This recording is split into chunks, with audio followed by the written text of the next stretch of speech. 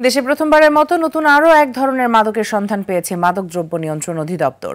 ভেপ বা ই সিগারেটের মধ্যে এই মাদক সরবরাহ বিক্রি করছিল একটি চক্র। দেখতে পানির মতো, বিভিন্ন ফ্লেভারযুক্ত উচ্চ মাত্রার সিনথেটিক হওয়ায় মাদকটির ভয়াবহতা সম্পর্কে অবহিত করে এ বিষয়ে সচেতন হওয়ার আহ্বান জানায় মাদকদ্রব্য নিয়ন্ত্রণ অধিদপ্তর। সাকিবুর রহমানের রিপোর্টে থাকছে বিস্তারিত।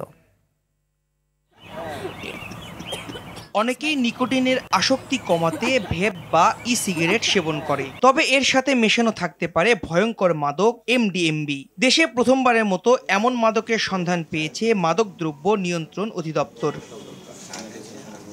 ভয়ঙ্কর এই মাদক এক ফোঁটা ব্যবহারে স্নায়ুতন্ত্রে তীব্র প্রতিক্রিয়া হয়। এমডিএমবি গ্রহণে সেবনকারীর হ্যালোসিলেশন হয় বলে জানিয়েছে মাদকদ্রব্য নিয়ন্ত্রণ অধিদপ্তর।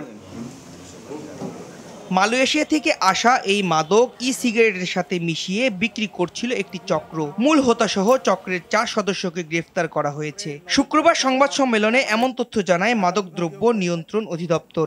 এমডিএমবি পিনাকা নামে যে বিষয়টি বাংলাদেশে ছড়িয়ে পড়ছিল সেটা আমরা উদ্ঘাটন করেছি।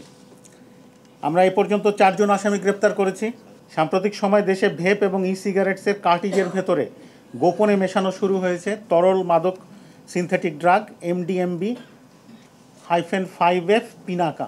এটার যে কয়েক ফোঁটায় মানুষের স্নায়ুতন্ত্র বিপর্যস্ত করে দিতে সক্ষম।